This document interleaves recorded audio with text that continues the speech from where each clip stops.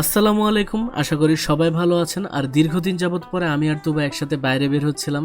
আসলে তুবার হেলথ কন্ডিশনের কারণে আমাদের একেবারেই একসাথে বের হওয়া হয় না।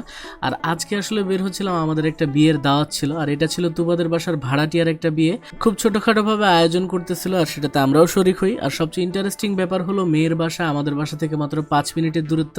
তো এই জন্য আমরা বরযাত্রী হিসেবে যাচ্ছিলাম। দেখতে না দেখতে আমরা মেয়েদের বাসায় চলে আসি, আর এখানে এসে দেখি যে আসলে গেটের কাছে সবাই দাঁড়ায় রয়েছে টাকা পয়সা নেওয়ার জন্য। আর এখানে আরো কিছু প্রথা আছে যেটা আমি আপনাদের সাথে শেয়ার করব। যেমন জামাই আসার সাথে সাথে শ্বশুর শাশুড়ি এসে জামাইকে দুধ খাওয়ায়, তারপরে গেটের কাছে দাঁড় করায়।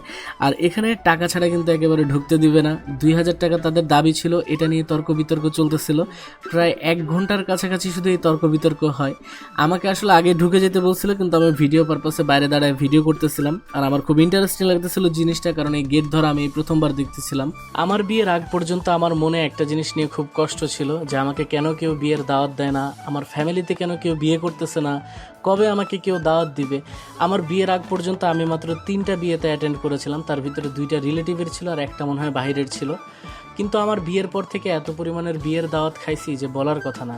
আর এটার ফুল ক্রেডিট যায় আমাদের ম্যাডামের। আমাদের তুবা ম্যাডামের ফ্যামিলি ট্রি এত বড় যে তুবার যদি সকল ফ্যামিলি মেম্বারকে এক জায়গায় করা যায় তো একটা এলাকা ভর্তি হয়ে যাবে, এলাকায় অন্য কোনো মানুষ আর থাকতে পারবে না। তো সেই সুবাদে দেখা যায় কখনো চাচা, কখনো খালু, কখনো খালা, সবার ছেলে মেয়ের বছরে 1-2বার বিয়ে হইতেই থাকে।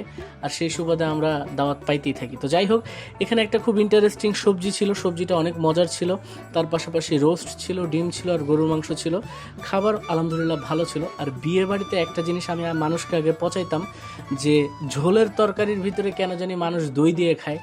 আর এখন বর্তমানে আসলে আমিও এই জিনিসটা করি, মাঝে মধ্যে দই নিয়ে একটুখানি ভাতের সাথে খাই, আমার কাছে ভালোই লাগে। কে এভাবে এখানে অবশ্যই জানাবেন। আর এটা ছিল জামাইকে সবাই আসলে আদর করে খাওয়াই দিচ্ছিল। আমার আসলে এখানে আজকে একটু সময় কম ছিল, আমি দাওয়াত শেষ করে দৌড় দিচ্ছিলাম আসলে হসপিটালের দিকে, আমার একটা ডাক্তারের অ্যাপয়েন্টমেন্ট ছিল। তো আশা করি ভিডিওটা ভালো লেগেছে। ভিডিওটা ভালো লেগে থাকলে লাইক করবেন, কমেন্ট করবেন, আর অবশ্যই জানাবেন যে আপনারা কে কয়টা বিয়ের দাওয়াত খাইছেন।